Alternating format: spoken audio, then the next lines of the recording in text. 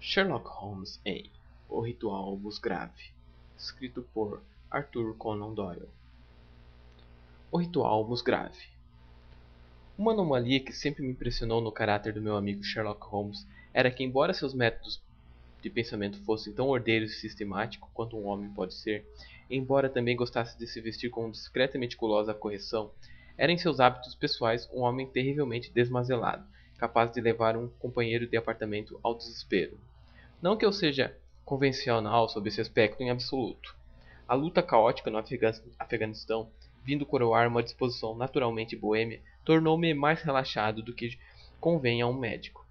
Mas no meu caso há um limite, e quando encontro um homem que guarda uns charutos no balde de carvão, o tabaco na biqueira de um chinelo persa e sua correspondência não respondida transfixada com um canivete exatamente no centro do aparador da lareira, começo a me sentir a personificação da ordem. Sempre sustentei também que o tiro ao alvo era sem dúvida um passatempo para o ar livre, mas Holmes, num de seus estados de espíritos esquisitos, aboletava-se numa poltrona com uma centena de cartuchos boxer e passava a adornar a parede oposta com um patriótico VR, desenhado a bala. Eu tinha a forte impressão de que nem a atmosfera nem a aparência da sala eram muito favorecidas. Nossos aposentos estavam sempre cheios de substâncias químicas e relíquias criminais que sempre conseguiam se meter em cantos improváveis, vindo a aparecer na mantegueira ou em lugares ainda menos desejáveis. Mas meu grande tormento eram os papéis deles. Holmes tinha horror a destruir documentos, especialmente aqueles associados a seus casos pregressos.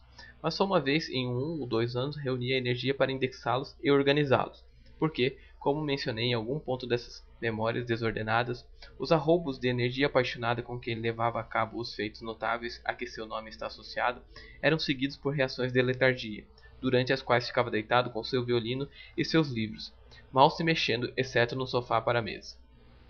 Assim, mês após mês, seus papéis acumulavam-se até que em todos os cantos da sala empilhavam-se um monte de manuscritos que não deviam ser queimados de maneira alguma e não podiam ser removidos senão por seu dono. Numa noite de inverno, quando estávamos juntos ao pé do fogo, arrisquei-me a sugerir-lhe que, como acabara de colar recortes em seu álbum, poderia dedicar as 2 horas seguintes a tornar nossa sala um pouco mais habitável. Não podendo negar que meu pedido era justo, ele se dirigiu com uma expressão muito pesarosa para o seu quarto, do qual logo retornou arrastando um grande baú de folha de Flandres atrás de si. Colocou-o no centro da sala, sentou-se num tamborete diante de si e abriu a tampa. Pude ver que uma terça parte do baú já estava cheia de papéis atados com fita vermelha em diferentes maços. Há um bom número de casos aqui, Watson, disse ele, lançando-me um olhar malicioso. Acho que, se você soubesse tudo que tenho nessa caixa, me pediria para tirar algumas coisas daqui, ao invés de guardar outras. Então, esses são os registros de seus primeiros trabalhos? Perguntei. Muitas vezes desejei ter anotações desses casos. Isso mesmo, meu rapaz. Todos esses casos foram investigados prematuramente, antes que meu biógrafo aparecesse para me glorificar. Ergueu maço após maço de uma maneira terna e acariciante. Nem todos foram bem-sucedidos, Watson disse, mas há alguns probleminhas muito interessantes entre eles. Aqui está o registro do assassinato de Tarleton, e o caso de Van Bury, o negociante de vinhos, e a aventura da velha russa, e o singular caso da muleta de alumínio, bem como o relato completo do caso de Ricoletti, do pé deformado e sua abominável mulher. E aqui, vejam só, há algo de realmente um pouco inusitado. Enfiou o braço no fundo do baú e pescou uma caixinha de madeira de tampa corrediça, como as usadas para guardar brinquedos de criança. Tirou de dentro um pedaço de papel amassado, uma chave de bronze de modelo antiquado, uma cavilha de madeira com uma bola de cordão amarrado a ela e 3 discos de metal velho enferrujados. Bem, meu caro, o que acha dessas coisas? Perguntou, sorrindo da minha expressão. É uma coleção curiosa, muito curiosa, e a história que envolve vai lhe parecer ainda mais curiosa. Então essas relíquias têm uma história? Não só têm história, são históricas. Sherlock Holmes pegou-as uma a uma e pousou-as na borda da mesa. Depois se sentou novamente em sua cadeira e contemplou-as com um brilho de satisfação nos olhos. Estas coisas, disse, são tudo o que me restou para me recordar do episódio do ritual Musgrave. Eu ouvira mencionar o caso mais de uma vez, embora nunca tivesse conseguido obter detalhes. Gostaria muito que me contasse essa história, disse eu. E deixasse essa desordem como está? Provocou-me. Seu espírito de ordem não pode ser muito violentado, Watson. Mas gostaria que você acrescentasse esse caso aos seus anais, pois eles pois ele tem alguns aspectos que o tornam absolutamente único nos registros criminais desse país, ou acredito eu, de qualquer outro. Uma coletânea de meus feitos banais que não incluísse um relato desse singularíssimo caso seria certamente incompleta.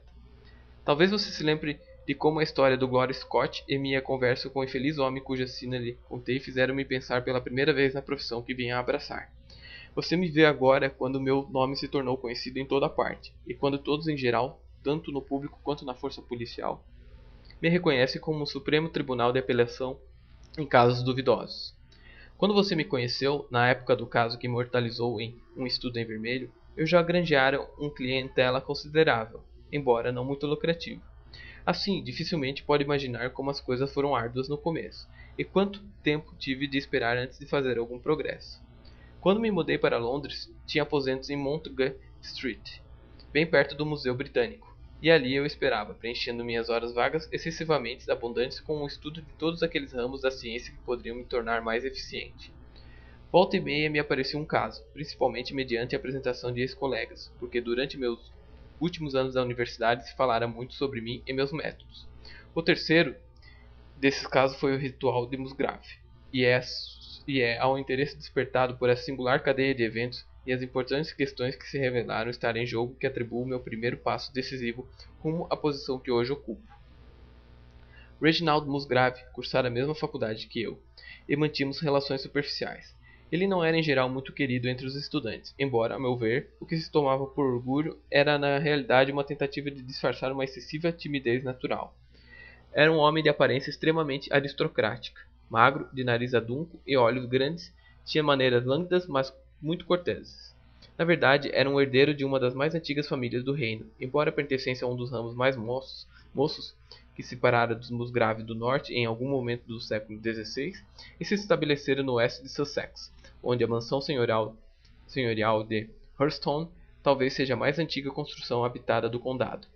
Alguma coisa do lugar onde nascera parecia aderir ao homem, e nunca contemplei seu rosto pálido e vívido ou o aprumo de sua cabeça sem associá-lo às arcadas cinzentas e às janelas com mainel, e todas as veneráveis ruínas de um castelo feudal. De vez em quando, entabulávamos uma conversa e posso lembrar que ele expressou mais uma vez um intenso interesse em meus métodos de observação e inferência. Passei 4 anos sem vê-lo, até que numa manhã ele entrou em meu quarto em Montgomery Street. Mudara pouco, estava vestido como um rapaz elegante, sempre fora um pouquinho dandy, e conservava as mesmas maneiras serenas e suaves que os distinguiam no passado. Como tem passado, Musgrave? Perguntei, depois de um cordial aperto de mãos. Provavelmente soube da morte do meu pobre pai, respondeu. Faleceu há cerca de 2 anos. Desde então, é claro, tive de administrar a propriedade de Hurstone, e como sou também representante do meu distrito, tenho andado muito ocupado. Mas fui informado, Holmes, de que você está empregando para fins práticos aqueles poderes com que costumava nos assombrar. É verdade, respondi. Tenho vivido de expedientes. Estou encantado em ouvir isso, pois seu conselho me seria extremamente valioso no momento. Aconteceram algumas coisas muito estranhas em Hurstone, e a polícia não conseguiu lançar nenhuma luz sobre o assunto. É realmente um caso dos mais extraordinários e inexplicáveis. Pode imaginar com que impaciência eu ouvia, Watson, pois a oportunidade pela qual estivera ansiando durante todos aqueles meses de inanição parecia estar por fim ao meu alcance. No fundo do meu coração eu acreditava que poderia ter sucesso onde outros fracassavam e agora tinha a chance de me pôr à prova. Por favor, conte-me os detalhes, pedi. Reginald Musgrave sentou-se diante de mim e acendeu o cigarro que eu lhe estendera. Precisa saber, disse, que embora solteiro tenho de me manter uma criadagem considerável em Hurstone, pois é uma casa antiga e espalhada que requer muito serviço. Tenho também uma reserva de caça, e nos meses do fazão, geralmente recebo um grupo de convidados, de modo que não posso ter poucos empregados. Ao todo, são 8 criadas, a cozinheira, o mordomo, 2 lacaios e um mensageiro. O jardim e as cocheiras, é claro, têm um pessoal à parte. Desses criados, o que estava mais tempo a nosso serviço era Brunton, o mordomo. Ele era um jovem mestre-escola desempregado quando meu pai o admitiu. Homem de grande energia e caráter, logo se tornou indispensável na casa. Era bem educado, elegante, com uma esplêndida fronte, e embora tenha passado 20 anos conosco, ainda não pode ter mais do que 40 agora. Com suas qualidades pessoais e seus talentos extraordinários, pois fala várias línguas e toca praticamente todos os instrumentos musicais, é assombroso que tenha se contentado por tanto tempo com semelhante posição, mas suponho que a considerava confortável e não tinha energia para promover nenhuma mudança. O mordomo de Hearthstone é sempre lembrado por todos que nos visitam. Mas esse paradigma tinha um defeito. É um bocadinho Dom Juan, e você pode imaginar que esse não é um papel de desempenho muito difícil para um homem como ele num tranquilo distrito rural. Quando estava casado, tudo corria bem, mas desde que ficou viúvo, temos causado um problema atrás do outro. Alguns meses atrás, acreditamos que logo voltaria a sossegar, pois ficou noivo de Rachel Holmes, nossa segunda criada, mas depois rompeu com ela e tomou-se de amores por Janet Tragellis, filha do chefe dos guardas-caças. Rachel, que é uma ótima moça, mas de um inflamável temperamento galês, sofreu um ataque agudo de febre cerebral e anda pela casa agora, ou pelo menos andava até ontem, como uma sombra de si mesma. Esse foi o primeiro drama que enfrentamos em Hearthstone, mas logo nossa atenção foi desviada por um segundo, e esse teve como preâmbulo a desonra e a demissão do mordomo Brunton. Foi assim que tudo aconteceu. Eu disse que o homem era inteligente, e foi essa inteligência que causou sua ruína, pois parece lhe dar uma curiosidade insaciável acerca de coisas que não lhe dizem respeito em absoluto. Eu não tinha ideia de até onde isso o levaria, até que o mais simples acidente abriu meus olhos. Disse que a casa é espalhada. Numa noite da semana passada, na noite de terça-feira, para ser mais exato, vi que não conseguiria adormecer, tendo cometido a tolice de tomar uma xícara de café preto forte depois do jantar. Tentei conciliar o sono até 2 da manhã, mas então senti que seria impossível adormecer. Assim, levantei-me e acendi a vela com a intenção de retomar a leitura de um romance. Mas, como havia deixado o livro na sala de bilhar, vesti meu roupão e saí para pegá-lo. Para chegar à sala de bilhar, tive de descer um lance de escada e depois cruzar a ponta de um corredor que leva à biblioteca e à sala de armas. Pode imaginar minha surpresa quando olhei para esse corredor e vi um clarão que saía da porta aberta da biblioteca. Eu mesmo apagara a luz e a fechara a porta antes de ir me deitar. Naturalmente, pensei logo em ladrões. Os corredores de Hearthstone sempre foram muito decorados com troféus e armas antigas. Peguei uma machadinha de batalha de uma parede e, deixando minha vela para trás, avancei pelo corredor na ponta dos pés e espiei pela porta aberta. Era Brunton, um mordomo, que estava na biblioteca. Vi-o sentado inteiramente vestido numa espreguiçadeira, com uma tira de papel que lembrava um mapa sobre os joelhos e a fronte debruçada apoiada na mão. Parecia imerso em profundos pensamentos. Ali fiquei, mudo de espanto, contemplando-o na escuridão. Uma vela fina na beira da mesa espalhava uma luz débil, mas suficiente para me mostrar que ele estava inteiramente vestido. De repente, ele se levantou e, indo até uma secretária no canto, destrancou-a e puxou uma das gavetas. Dali tirou um papel e, retornando ao seu assento, abriu-o junto da vela, na borda da mesa, e começou a estudá-la com minuciosa atenção. Fui tomado de tal indignação diante desse calmo exame de nossos documentos de família que dei um passo adiante, e Brunton, levantando os olhos, deu comigo no vão da porta. Pulou em pé, o rosto lívido de medo, e enfiou no peito o papel semelhante ao mapa que estudava quando cheguei. Muito bem, exclamei. É assim que retribui a confiança que depositamos em você? Deixará meu serviço amanhã. Ele se inclinou, parecendo um homem completamente arrasado, e passou furtivamente por mim sem uma palavra. A vela continuava sobre a mesa, e à sua luz olhei para ver que papel era aquele que Brunton tirara da secretária. Para minha surpresa, ele não tinha nenhuma importância, não passando de uma cópia das perguntas e respostas do velho e singular costume chamado ritual Musgrave. Tratava-se de uma espécie de cerimônia peculiar da nossa família, pela qual todos os Musgrave passam há séculos ao chegar à maioridade. Algo de interesse privado e talvez de alguma importância para o arqueólogo, como nossos brasões e escudo de armas, mas sem absolutamente nenhuma utilidade prática. Seria melhor retornarmos a esse papel mais tarde, atalhei. Se considerar realmente necessário, respondeu ele com alguma hesitação.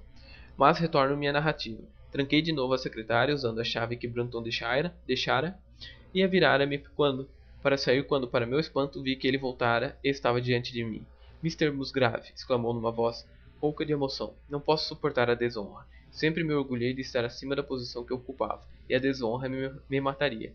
Meu sangue cairá sobre sua cabeça, senhor. Sim, cairá, se me levar ao desespero. Se não pode me manter depois do que se passou, então, pelo amor de Deus, permita-me que eu lhe dê um aviso breve e saia dentro de um mês, como se fosse por minha livre vontade. Isso eu poderia suportar, Mr. Musgrave, mas não ser expulso diante de todas as pessoas que conheço tão bem. Você não merece muita consideração, Brunton, respondi. Sua conduta foi infame. No entanto, como passou muito tempo com a família, não tenho nenhum desejo de desonrá-lo publicamente. Um mês talvez seja demais. Fique mais uma semana e apresente a razão que desejar para a sua saída. Só uma semana, senhor? Exclamou desesperado. 15 dias, por favor, ao menos 15 dias. Uma semana, repeti, e desse por tratado com muita complacência.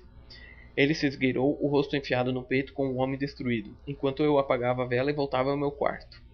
Durante os 2 dias seguintes, Brunton cuidou de seus afazeres com grande desvelo. Não fez nenhuma alusão ao que se passara. Esperei com alguma curiosidade para ver como encobriria sua desonra. Na terceira manhã, porém, ele não se apresentou após o desjejum, como era seu costume para receber minhas instruções para o dia. Ao sair da sala de jantar, dei com Rachel Howes, a criada.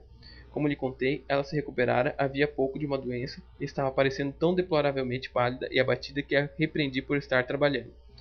Deveria estar na cama, disse-lhe. Retome suas obrigações quando estiver mais forte. Ela me olhou com uma expressão tão estranha que comecei a desconfiar que seu cérebro fora afetado. Já estou forte o bastante, Mr. Musgrave, disse ela. Veremos o que diz o médico, respondi. Trate de parar de trabalhar agora e quando subir diga a Brunton que quero vê-lo. O mordomo desapareceu, disse ela. Desapareceu? Como? Desapareceu. Ninguém sabe dele. Não está no quarto. Ah, é isso. Ele desapareceu. Desapareceu. Caiu de costas contra a parede, soltando risadas estridentes, enquanto eu, horrorizado com aquele súbito ataque histérico, corria para a campainha para pedir ajuda. A moça foi levada para o seu quarto, ainda gritando e soluçando enquanto eu indagava por Brunton. Não havia dúvida de que ele desaparecera. Sua cama não fora desfeita e ninguém o vira desde que fora para o seu quarto na noite anterior.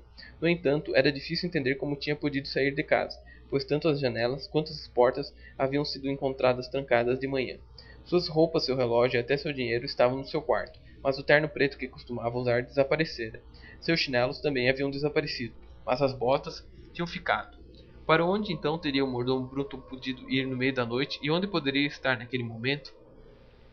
Procuramos, é claro, na casa e em suas dependências, mas não havia vestígio dele. Como disse, a velha casa é um labirinto, especialmente a ala original, hoje praticamente desabitada. Mas vasculhamos cada cômodo e porão sem descobrir o menor sinal do desaparecido.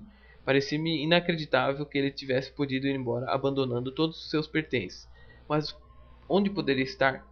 Chamei a polícia local, mas de nada adiantou. Chovera na noite anterior, e foi em vão que examinamos o gramado e as trilhas em volta de toda a casa. As coisas estavam nesse pé quando um novo acontecimento desviou nossa atenção do mistério original. Rachel estava tão doente havia 2 dias, ora delirante, ora histérica, que uma enfermeira fora chamada para cuidar dela durante a noite. Na terceira noite, depois do desaparecimento de Brunton, a enfermeira, achando que sua paciente estava num sono tranquilo, caiu num cochilo na poltrona. Ao despertar de madrugada, encontrou a cama vazia, a janela aberta e nenhum sinal da doente. Não foi difícil descobrir que rumo ela tomara, pois, começando sob a sua janela, pudemos seguir facilmente suas pegadas pelo gramado até a borda de um lago, onde desapareciam, perto do caminho de cascalho que leva para fora da propriedade. Nesse local, o lago tem 2,5 metros de profundidade, e você pode imaginar o que sentimos ao ver que a trilha da pobre demente terminava na borda dele. Mandamos buscar dragas de imediato, é claro, na tentativa de recuperar os restos, mas não conseguimos encontrar nem sinal do corpo. Por outro lado, trouxemos à tona um objeto dos mais inesperados, um saco de linho contendo uma massa de metal velha, enferrujado e descolorido, e vários seixos ou pedras de vidro fosco. Esse estranho achado foi tudo que pudemos obter do lago, e embora tenhamos feito todas as buscas e indagações possíveis, ontem continuamos sem saber nada sobre da sorte de Rachel Howes ou de Richard Brunton. A polícia do condado não sabe o que fazer e vim procurá-lo com o último recurso. Você pode imaginar, Watson, com que ansiedade eu ouvira essa extraordinária sequência de eventos e tentara decifrá-lo, encontrando algum fio comum a que todos pudessem estar ligados. O mordomo sumira, a criada sumira, a criada amava o mordomo, mas depois passara a odiá-lo. Tinha sangue galês, era impetuosa e passional. Ficara fora de si imediatamente após o divórcio dele. Havia jogado no lago um saco com estranho conteúdo. Esses eram todos os fatores a considerar, e no entanto nenhum deles atingia propriamente o coração da matéria. Qual era o ponto de partida daquela cadeia de eventos? Ali residia a ponta dessa linha emaranhada. Preciso ver aquele papel, Musgrave, disse eu. O papel que seu mordomo achou que valia a pena examinar, mesmo correndo o risco de perder o emprego. É uma coisa bastante absurda esse nosso ritual, ele respondeu, mas tem pelo menos o encanto da antiguidade para justificá-lo. Tenho aqui uma cópia das perguntas e respostas se quiser dar uma olhada. Entregou-me exatamente esse papel aqui, Watson. Esse é o estranho catecismo a que todo musgrave deveria se submeter ao chegar à maioridade. Vou ler para você as perguntas e respostas, como estão aqui. De quem era? Daquele que se foi. Quem a terá? Aquele que virá. Qual era o mês? O sexto a partir do primeiro. Onde estava o sol? Sobre o carvalho. Onde estava a sombra? Sob o olmo. Como se contava os passos? Norte por 10 e por 10, leste por 5 e por 5, sul por 2 e por 2, oeste por 1 e por 1, e então debaixo. Que devemos dar por ela? Tudo o que temos. Por que devemos dar? Em razão da confiança. O original não tem data, mas está na grafia de meados do século XVII, observou Musgrave. Temo, contudo, que isso não o ajude muito na solução desse mistério. Pelo menos, disse eu, nos proporciona um outro mistério, e me parece que este ainda é mais interessante que o primeiro. Pode ser que a solução de um se prove a solução do outro. Você vai me desculpar, Musgrave, se eu lhe disser que, a meu ver, seu mordomo era um homem muito inteligente, com mais argúcia do que 10 gerações dos seus senhores. Não estou conseguindo acompanhá-lo, disse Musgrave. O papel não me parece ter nenhuma importância prática. Mas a mim parece imensamente prático, e imagino que Brunton era da mesma opinião. Provavelmente ele já ouvira antes daquela noite em que você o surpreendeu. É muito possível. Não fazemos nenhum esforço para escondê-lo. Ele desejava apenas, imagino, refrescar a memória depois dessa última ocasião. Pelo que entendi, estava com algum tipo de mapa ou carta que comparava com o manuscrito e que enfiou no bolso quando você apareceu. É verdade, mas que podia ele ter a ver com esse nosso velho costume de família, e o que significava esse palavreado? Não me parece que teremos muita dificuldade em descobrir, respondi. Com sua permissão, tomarei o primeiro trem para Sussex e me aprofundarei um pouco mais na matéria em loco. Na mesma tarde estávamos ambos em Hurlstone. Como você já deve ter visto retratos ou lido descrições desse famoso solar antigo, vou me limitar a dizer que tem a forma de um L. O braço longo sendo a parte mais moderna e o mais curto o núcleo antigo, a partir do qual o outro se desenvolveu. Sobre a porta baixa, com uma pesada padieira, que fica no centro dessa parte antiga, está cinzelada a data de 1607. Mas os especialistas estão de acordo em considerar que as traves e a alvenaria são muito mais antigas. No século passado, as paredes muito grossas e as janelas minúsculas dessas partes haviam levado a família a construir a nova ala, e a antiga era usada agora, quando muito, como depósito e adega. Um parque esplêndido com belas árvores antigas cercava a casa, e o lago, a que meu cliente se referira, ficava próximo da alameda, a cerca de 200 metros da casa. Eu já estava convencido, Watson, de que não havia 3 mistérios diferentes ali, mas apenas um, e que se eu fosse capaz de interpretar corretamente o ritual Musgrave, teria nas mãos a pista que me levaria à verdade com relação ao mordomo Bruton e também à criada Howells. Foi para ele, portanto, que canalizei todas as minhas energias. Por que estava aquele empregado tão ansioso por dominar aquela velha fórmula? Evidentemente porque via nela alguma coisa que escapara a todas aquelas gerações de fidalgos rurais, e da qual esperava obter alguma vantagem pessoal. Que era aquilo, portanto, e como afetava seu destino? Ficara perfeitamente óbvio para mim, ao ler o ritual, que aquelas medidas deviam se referir a algum ponto a que o resto do documento aludia, e que se pudéssemos descobrir que ponto ele era esse, teríamos meio caminho andado na decifração do segredo que os antigos musgraves haviam considerado necessário proteger de maneira tão curiosa. Para começar, 2 guias nos haviam sido dados, um carvalho e um olmo. Quanto ao carvalho, não podia haver dúvida alguma. Bem em frente à casa, no lado esquerdo do caminho, erguia-se um patriarca entre os carvalhos, uma das árvores mais magníficas que já vi. Essa árvore estava ali quando seu ritual foi redigido? Perguntei quando passamos por ela. Muito provavelmente, já estava aí na época da conquista normanda, respondeu ele. Tem 7 metros de circunferência. Aquele era com certeza de meus pontos fixos. Tem algum olmo antigo? Havia um muito velho ali adiante, mas foi atingido por um raio 10 dias atrás e cortamos o toco. Pode encontrar o lugar em que ficava? Ah, claro que sim. Não há outros olmos? Nenhum, mas muitas faias. Gostaria de ver o lugar onde ele crescia. Tínhamos ido até lá num dog-cart, e meu cliente levou-me imediatamente, antes mesmo de entrarmos na casa, a cicatriz do gramado onde o olmo crescera. Ficava quase a meio caminho entre o carvalho e a casa. Minha investigação parecia estar progredindo. Suponho que seja impossível saber que altura tinha o olmo, não?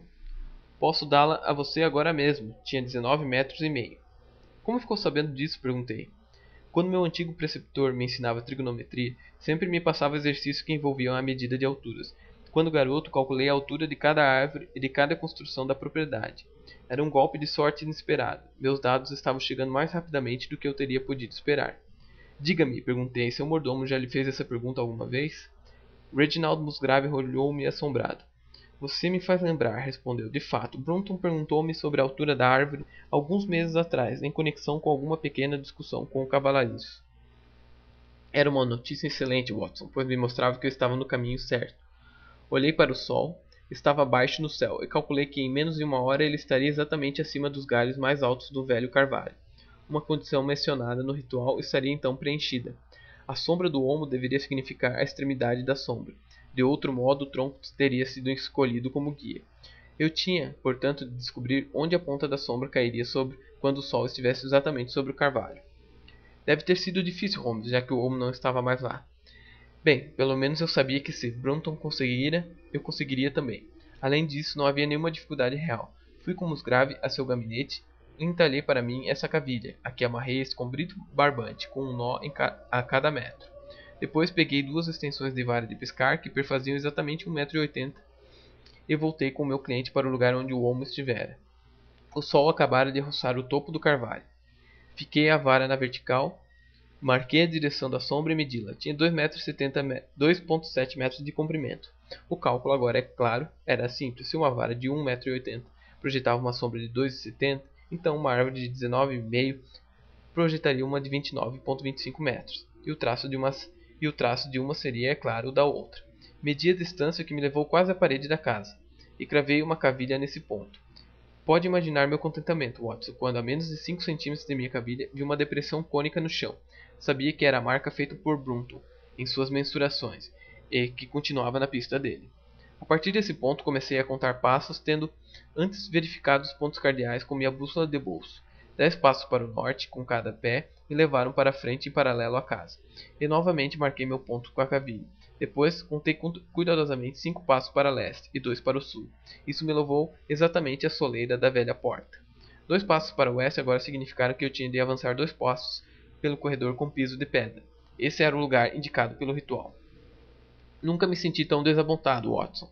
Por um momento tive a impressão de que devia algum erro radical no meu cálculo. O sol poente batia de cheio no piso do corredor, e eu podia ver que as velhas gastas lajes cinzentas de que ele era revestido estavam muito bem cimentados, umas aos outros, e certamente não havia sido movida fazia muitos e muitos anos. Brunton não andara trabalhando ali. Dei batidas no piso, mas ele produzia o mesmo som em todo lugar, e não havia nenhum sinal de rachadura ou fenda. Felizmente, Musgrave, que começava a entender o sentido dos meus procedimentos, e agora estava tão entusiasmado quanto eu, pegou seu manuscrito para conferir meus cálculos. E então, debaixo, exclamou.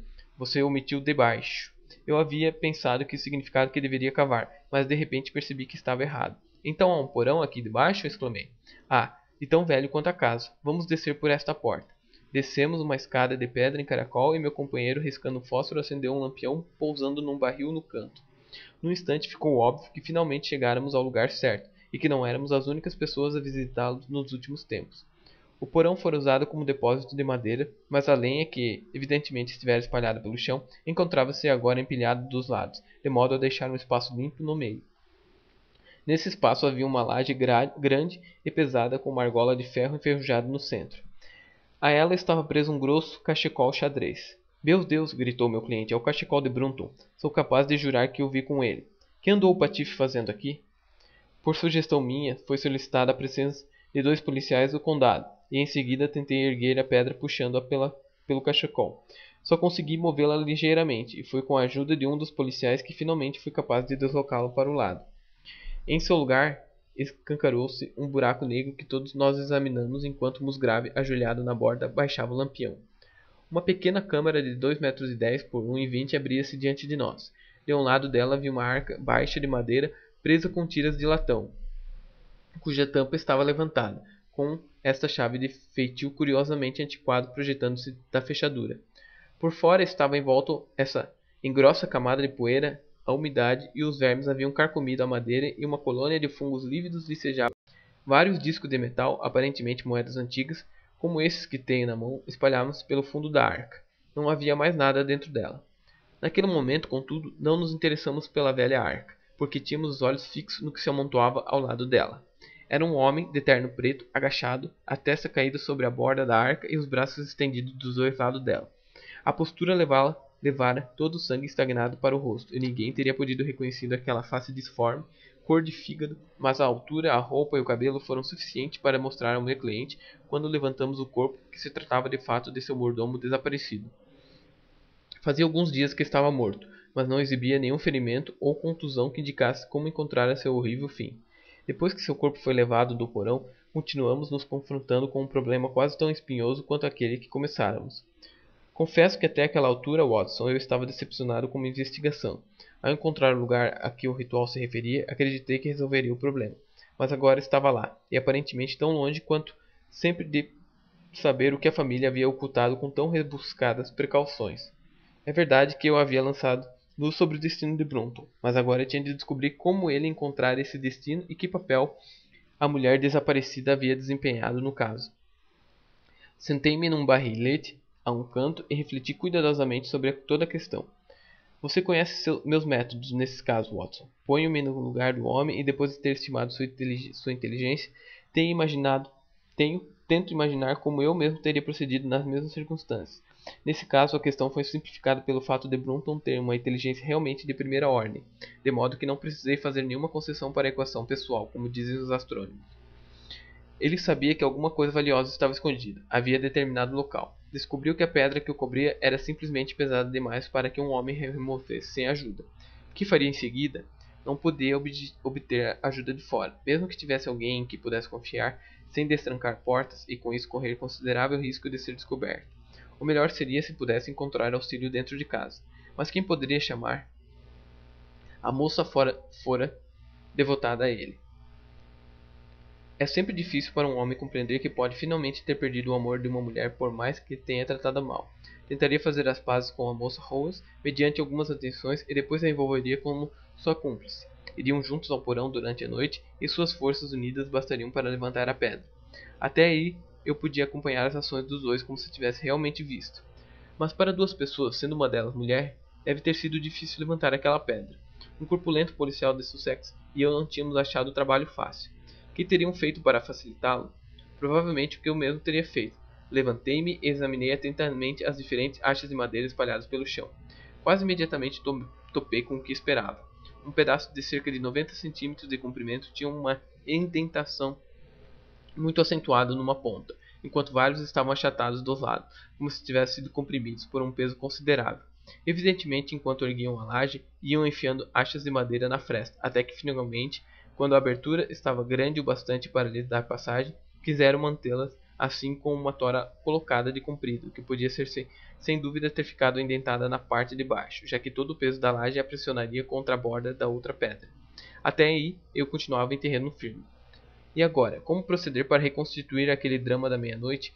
Claramente só um deles teria podido introduzir-se no buraco, e foi Brunton. A moça deve ter esperado em cima. Brunton destrancou então a arca, entregou a ela o conteúdo, presumivelmente, já que não foi possível encontrá-lo, e em seguida o que aconteceu em seguida? Que vingança adormecida teria subitamente explodido em chamas na alma dessa celta apaixonada, quando viu o homem que a enganara, talvez muito mais do que suspeitamos, em seu poder? Fora por acaso que a madeira escorregara e a pedra fechara Brunton no que se tornara seu sepulcro? Teria a única culpa dela sido o silêncio quanto ao que lhe ocorrera? Ou teria um golpe repentino de sua mão removido o suporte, fazendo a laje cair no seu lugar? Fosse como fosse, eu tinha a impressão de ver a figura dessa mulher ainda se agarrando a seu tesouro, correndo desabalada escada acima, talvez com os gritos abafados atrás de si ressoando aos seus ouvidos, junto com as batidas de mãos frenéticas contra a laje de pedras, que mataria sufocado seu amante infiel. Esse era o segredo do seu rosto lívido, seus nervos abalados, seus acessos de riso histérico na manhã seguinte. Mas o que havia na arca? Que fizera ela com isso? É claro que esse conteúdo devia ser o metal velho e os seixos que meu cliente dragara do lago. Ela os jogara lá na primeira oportunidade, para eliminar o último vestígio de seu crime. Passei 20 minutos imóvel ali, pensando sobre a questão. Musgrave continuava com um semblante muito pálido, balançando seu lampião e prescrutando o buraco. Isto aqui são moedas de Carlos I, disse ele, segurando o punhado tirado de dentro da arca. Como vê, estávamos certos ao fixar a data do nosso ritual. Talvez encontremos mais uma coisa de Carlos I, exclamei, quando de repente ocorreu-me o sentido provável das duas primeiras perguntas do ritual. Deixe-me examinar o conteúdo do saco que você pescou do lago. Subimos ao seu gabinete e ele pôs o entulho diante de mim. Podia compreender que ele atribuísse pouca importância àquelas coisas ao olhar para elas, pois o metal estava quase preto e as pedras sem brilho e fosca. Quando esfreguei uma delas na minha manga, porém, começou a cintilhar no côncavo escuro de minha mão.